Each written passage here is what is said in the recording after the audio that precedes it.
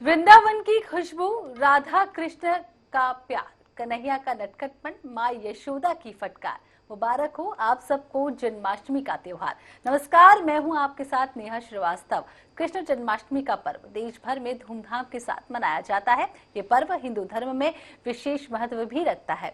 जन्माष्टमी के दिन भगवान श्री कृष्ण का जन्मोत्सव मनाया जाता है। इस साल कृष्ण जन्माष्टमी कब मनाई जा रही है और क्या है पूजा का मुहूर्त, महत्व, इस सब पर बात करने के लिए मेरे साथ इस वक्त स्टूडियो में मौजूद है ज्योतिष एवं वास्तुविद पंडित प्रिया शरण त्रिपाठी जी। पंडित जी, बहुत बहुत स्वागत है आपका। धन्यवाद। तो चलिए कार्यक्रम की शुरुआत कर लेते हैं।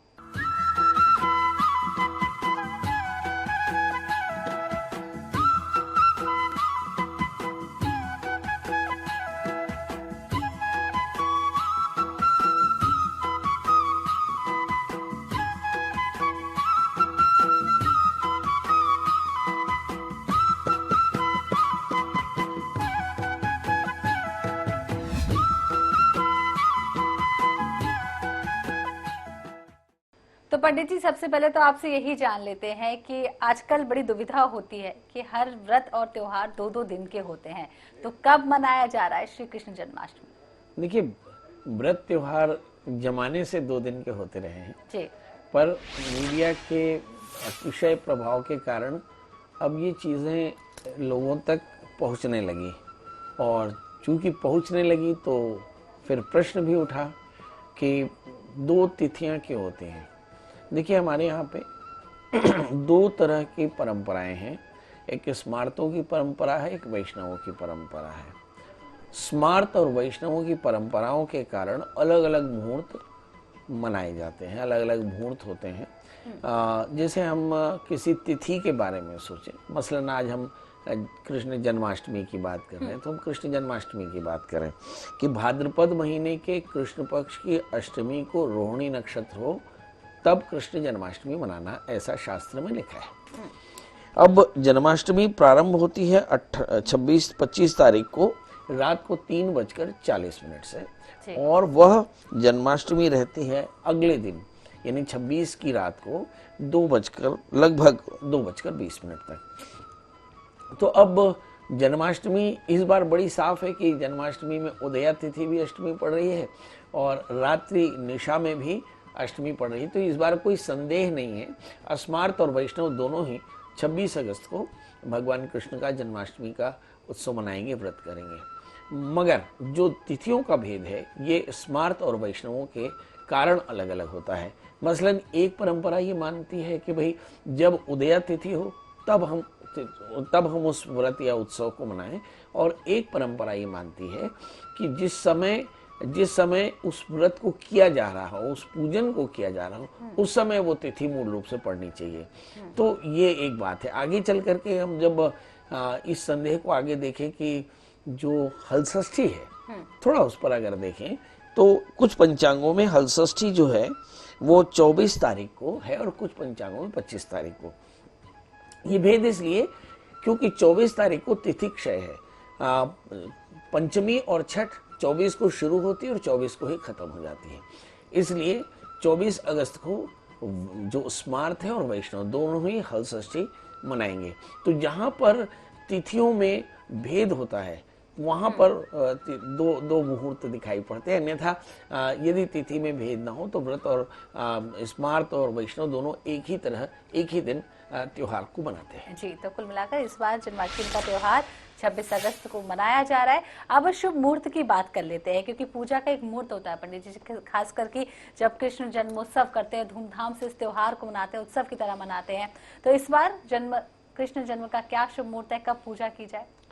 देखो नेहा जी, कृष्ण जन्मोत्सव का जो मामला है बड़ा साफ है कि भगवान कृष्ण आधी रात को जन्मे थे, और दूसरी बात, जिस समय वो जन्मे थे उस समय रोहिणी नक्षत्र थी, तिथि अष्टमी थी। तो इस बार बहुत साफ है कि जो मुहूर्त है वो 3:40 से प्रारंभ है 26 तारीख को, मतलब 3:40 AM ऐसा मान के चलें, और अगले दिन वो 2:20 तक पूरी होती है। तो जो जन्माष्टमी का जो रोहिणी नक्षत्र है वो दोपहर में 3:55 से प्रारंभ होता है और अगले दिन 27 अगस्त को 3:38 दोपहर तक रहेगा। तो इसलिए अब जो श्री कृष्ण जन्माष्टमी का जो शुभ मुहूर्त है वो 12:27 से लेकर के 12:44 तक रहेगा। ये वो शुभ मुहूर्त है जो स्मार्त और वैष्णव सभी मनाएंगे। मतलब यही वो मुहूर्त है जिसमें भगवान कृष्ण का जन्मोत्सव पूरे विश्व भर में मनाया जाएगा। तो ये मुहूर्त है जब भगवान श्री कृष्ण का जन्मोत्सव पूरे देश भर में मनाया जाएगा। व्रत आज के दिन पंडित जी किया जाता है, क्यों किया जाता है, कितना महत्व है आज के व्रत का और कैसे करना चाहिए इस व्रत को? देखिए, सबसे पहले तो हम ये समझें कि व्रत क्या है। वर्तनं करोति यः, हाँ? जब हम कृष्ण की तरह अपने अंदर में बदलाव लाना चाहें तो कृष्ण का स्मरण करके, कृष्ण की लीलाओं का, कृष्ण के चरित्र का स्मरण करके, उनके नाम का स्मरण करके, और हम एक भोजी भूमिशाई भूत्वा ब्रह्म पर हर्षचि, आहार का संयम करें। अभी किसी ने पूछा, बोले पंडित जी आहार का संयम मतलब क्या करना चाहिए? मैं कहा निराहार रहना चाहिए। बोला ऐसे तो सॉल्ट कम हो जाता है, तो दूध पी लीजिए 1 ग्लास। कहा उसमें भी काम नहीं चलता है तो फल खा लीजिए। कहा उससे भी काम नहीं करता है तो एक आहार कर लीजिए। एक आहार एक आसना, मतलब एक आसन में बैठकर एक बार थाली में जो आ जाए वो लेकर के, और ध्यान रखिए कि आप सात्विक आहार लें। यदि डॉक्टर ने कहा है आपको ब्लड शुगर, ब्लड प्रेशर है तो आपको ऐसा करना चाहिए। तो व्रत का नियम तो पहला ये हुआ कि आहार का संयम करें। फिर दूसरा नियम हुआ कि कृष्ण का स्मरण करें, कृष्ण के लीलाओं का श्रवण करें, कृष्ण के ग्रंथों का श्रवण करें, कृष्ण के प्रति जो श्रद्धा है उसका स्मरण करके अपने अंदर में उस कृष्ण को देखें। और रात्रि में भगवान कृष्ण का जन्मोत्सव है तो भगवान कृष्ण का जन्मोत्सव मनावें। रात्रि में भगवान के जन्मोत्सव के लिए रात्रि जागरण करना चाहिए। तो भजन गाएं भगवान का। भज धातु से बना भजन, जिसका मतलब होता है कि नाम संकीर्तनम यस्य सर्व पाप प्रणाशनम प्रणामो दुख शमनः तन्नमामि हरि परम। तो भगवान के नाम का संकीर्तन करें। इस विधि से भगवान का व्रत करना चाहिए। अब दूसरी बात आती है पूजन विधि। पूजन विधि तो प्रातः काल सवेरे उठ करके स्नान करके आप संकल्प करें कि मैं अमुक नाम वाला, अमुक गोत्र वाला, आज भगवान कृष्ण की सायुज्यता के लिए, प्रियता के लिए, उनके कृपा प्रसाद पाने के लिए मैं भगवान कृष्ण जन्माष्टमी का व्रत करूंगा या करूंगी, ऐसा संकल्प करके, और फिर भगवान सूर्य को अर्घ दे करके, और फिर भगवान कृष्ण का नाम लेते जाइए, भगवान कृष्ण का श्रृंगार करते जाइए, भगवान कृष्ण का भोग तैयार करिए, भगवान कृष्ण का आभरण करिए, हाँ, और फिर सुंदर भगवान को अच्छे से स्नान करा करके और भगवान को चंदन इत्यादि लेपन करके, केसर से लेपन करके, और बढ़िया अपने हाथों से पकवान बना करके 1, 2, 11, 56 जितने भी पकवान आप लगा सके भगवान का भोग तैयार करिए। फिर रात्रि में भगवान का जन्मोत्सव, और फिर जन्मोत्सव के बाद में भोग इत्यादि आरती पुष्पांजलि करके और उस भोग प्रसाद को पाइए। इस नियम से अगर कोई करे तो निश्चित तौर पर भगवान कृष्ण की कृपा होती है। वैसे भगवान कृष्ण की कृपा कोई कंडीशनल नहीं है, यदि आप कुछ ना करें तो भी भगवान कृष्ण की कृपा होगी, क्योंकि वसुदेव सुतम देव कंस चाणूर मर्दनम देवकी परमानंदम कृष्णम वंदे जगद्गुरुम।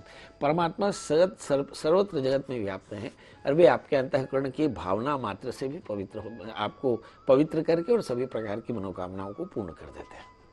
हमने बताया कि किस तरीके से क्या नियम है, जिस तरीके से व्रत करना चाहिए। अब महत्व के बारे में पंडित जी बात कर लेते हैं। जन्माष्टमी का क्या महत्व है, क्यों मनाया जाता है, ये तो आपने बताया, और कहाँ से इसकी शुरुआत हुई है? देखिए, देवकी कंस की बहन थी। देवकी का विवाह वसुदेव से हुआ जी। और जब वसुदेव देवकी को घर छोड़ने जाने लगे तो कंस जब देवकी और वसुदेव को छोड़ने जाने लगे तो आकाशवाणी हुई कि देवकी के गर्भ का 8वां पुत्र कंस तेरा काल होगा। तो कंस ने देवकी को ही मारना चाहा। वसुदेव डर गए। उन्होंने कहा भाई कंस हमारा 8वां बच्चा काल होगा तो हम अपना 8वां बच्चा आपको दे देंगे, इसे मार लेना। तो इतने में नारद जी प्रकट हो गए। नारद जी ने देखा कि कंस के हिस्से का पाप थोड़ा कम हो रहा है, तो नारद जी ने कंस को समझाया, 8 रेखाएं एक सर्किल में रख करके बताओ कंस इसमें पहला कौन और 8वां कौन।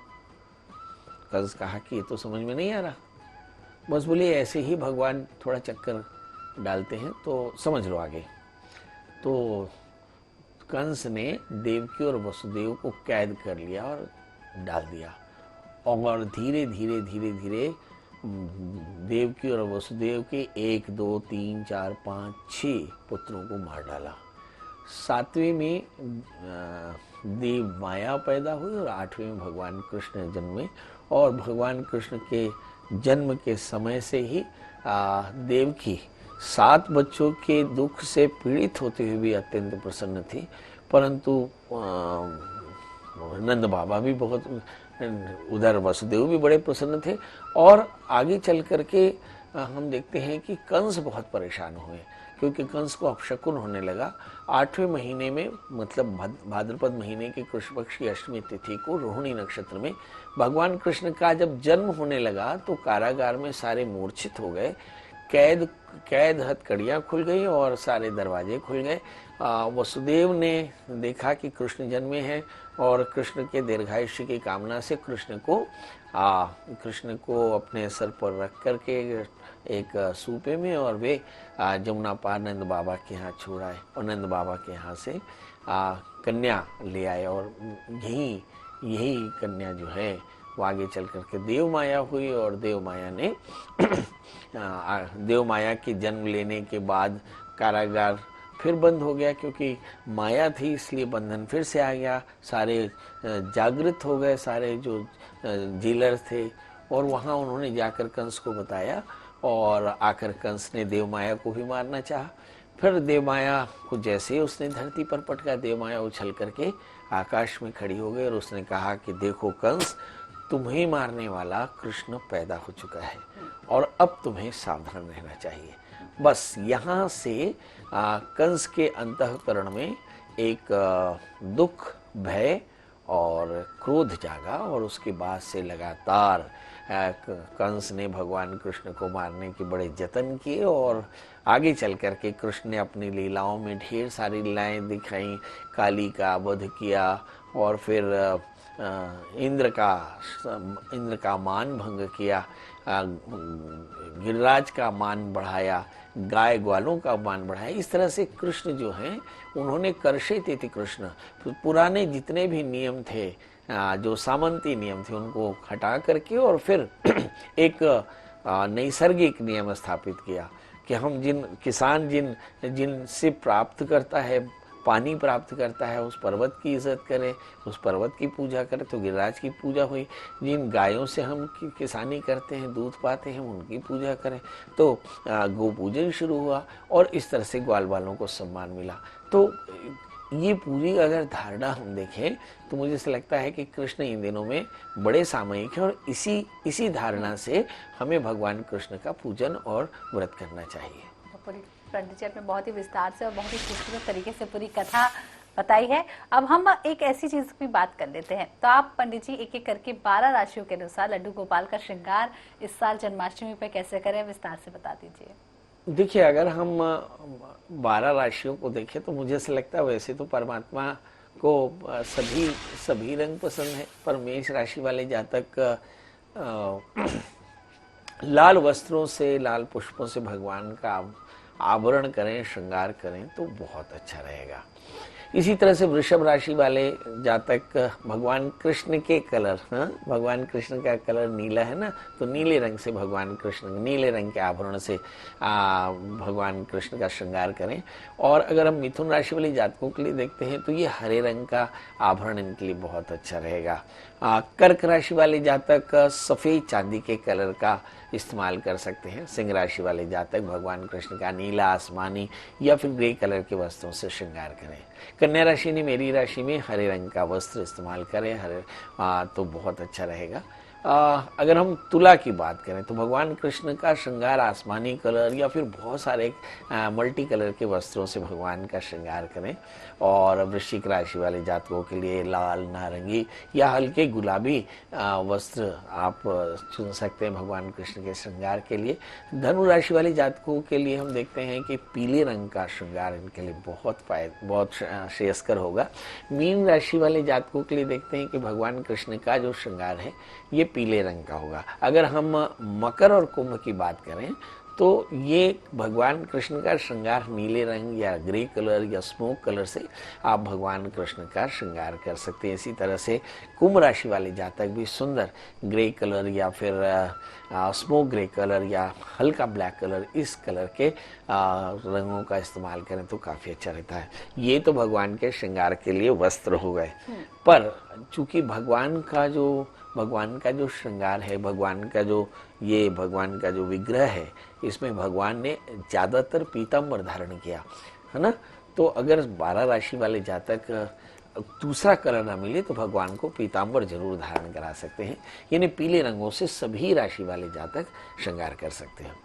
अब आती है बात फूलों की, तो भगवान का जो चरित्र है वो बहुत विशाल है। ऐसी स्थिति में कभी तो भगवान बड़े वीर दिखाई पड़ते हैं, बड़े रोमांटिक दिखाई पड़ते हैं, बड़े कृपालु दिखाई पड़ते हैं, बड़े म्यूजिशियन दिखाई पड़ते हैं। तो ऐसी स्थिति में भगवान का अलग अलग रंगों से भगवान का श्रृंगार करना चाहिए। फिर तीसरी बात आती भगवान का भोग। यहाँ पर कोई कंप्रोमाइज नहीं। बाल रूप में जब भगवान का श्रृंगार करें, भगवान के लिए भोग तैयार कर रहे हैं तो एकदम बाल भोग ही तैयार करिए। ऐसी स्थिति में माखन मिश्री अवश्यमेव भगवान को अर्पित करना चाहिए। जी, तो पंडित जी ने विस्तार से बताया किस तरीके से क्या पहनाना चाहिए, किस तरीके से श्रृंगार करना चाहिए। पंडित जी, कुछ ऐसी गलतियां जो भूलकर भी कृष्ण जन्माष्टमी पे ना हो? देखिए, मुझे ऐसा लगता है कि हमें किसी भी व्रत में कुछ खास चीज़ों का ध्यान रखना चाहिए, है ना। वैसे भगवान सावधानी का विषय नहीं है, भाव का विषय है, भक्ति का विषय है। इसलिए यदि आपने भाव से पूजा की है तो गलतियां माफ, पर कुछ गलतियां एकदम माफ नहीं होती हैं। अगर आप कृष्ण के चरित्र को देखें तो भगवान कृष्ण को दुर्योधन का अहंकार नहीं भाता, तो आप अहंकार का त्याग करें। झूठ, छल और लोगों को दी गई हिंसा पसंद नहीं, तो आप जीव हिंसा से बचें, झूठ बोलने से बचें। भगवान को संगीत बहुत पसंद है, तो निशा जागरण करें, भजन करें। भगवान को उत्सव बहुत पसंद है, तो भगवान की प्रियता के लिए उत्सव करें। भगवान कृष्ण को सजना बहुत पसंद है, तो आप अपने खुद की साफ सफाई और खुशी के लिए अपने आप को तैयार करें। और भगवान कृष्ण को जो एकदम नापसंद है वो है लोगों के प्रति घृणा, द्वेष, मत्सर का भाव। तो इन भावों से बच करके यदि आप भगवान का व्रत करते हैं तो भगवान को सब पसंद है। जी, तो पंडित जी ने विस्तार से हमें बताया कि किस तरीके से पूरा व्रत के नियम। पंडित जी, जाते जाते आप कोई संदेश देना चाहें दर्शकों को? देखिए, मुझे ऐसा लगता है कि कृष्ण का चरित्र इतना व्यापक है कि गर्भ से नवजात शिशु से लेकर के और परम योगी, परम तपस्वी, परम निष्ठ, ऐसे सभी भगवान कृष्ण से सीख सकते हैं। बच्चे सीखें कि उन्हें बचपने में क्या करना चाहिए। तो भगवान ने अपनी बाल लीला में संगठन, शक्ति सौष्ठव, चरित्र का निर्माण, वीरता, निर्भीकता और गुरु सेवा ये सिखाया। थोड़े बड़े हुए तो उन्होंने प्रेम की सिखावन दी कि हम प्रेम को, वास्तविक प्रेम क्या है। और थोड़े से और बने तो वो राजा कृष्ण बने, तो एक राजा को राज धर्म सिखाया। फिर थोड़े बड़े हुए तो उन्होंने मित्रता का धर्म सिखाया। और थोड़ी आगे चल के देखते हैं तो आपको एक वीर कृष्ण दिखाई पड़ते हैं। थोड़े और आगे चलें तो हमें दिखता है कि एक नीति जानने वाले राजनैतिक कृष्ण दिखाई पड़ते हैं। और फिर सारथी बन करके योद्धा कृष्ण दिखाई पड़ते हैं। और अंत में परम योगी कृष्ण दिखाई पड़ते हैं। इसलिए मुझे ऐसा लगता है कि कृष्ण के बारे में क्या कहें। 18 पुराण, 6 शास्त्र, 4 वेदों में सब कुछ लिखा वेद व्यास में, और अंतिम में 3 वाक्य लिखे, नेति नेति नेति, not this and, not this and, not this and. तो भगवान कृष्ण के बारे में अगर सारे पहाड़ों की मसी बना करके समुद्रों की पहाड़ों की लेखनी से अगर समुद्र की मसी बनाकर लिखा जाए तो भी शब्द कम पड़ जाएंगे। इसलिए कृष्ण से सब कुछ सीखा जा सकता है। इसलिए बच्चों को कम से कम गीता का पाठ नियमित रूप से करना चाहिए और गीता को समझने की चेष्टा करनी चाहिए। भगवान कृष्ण को अगर समझना है तो गीता का पाठ करिए। भगवान कृष्ण गीता में पूरी तरह से समाहित है। इसलिए मेरा पहला और अंतिम संदेश है कि भारत से बाहर जितने भी सनातनी हैं वे नियमित रूप से 1 श्लोक 2 श्लोक 1 अध्याय 2 अध्याय भगवान कृष्ण की भगवत गीता का यथारूप पाठ करें और उसे समझने की चेष्टा करें। आप देखेंगे कि आप राजनीति से लेकर के धर्म नीति और कर्तव्य नीति सब कुछ समझ जाएंगे। जी, तो राजनीति से लेकर धर्म नीति, कर्तव्य नीति सब समझ जाएंगे। पंडित जी बहुत बहुत शुक्रिया कृष्ण जन्माष्टमी के अवसर पर तमाम जानकारी दर्शकों के साथ साझा करने के लिए। तो मुरलीधर जिसका नाम, गोकुल जिसका धाम, ऐसे श्री गोपाल को हम सब करें प्रणाम। आज के लिए बस इतना ही। प्रणाम।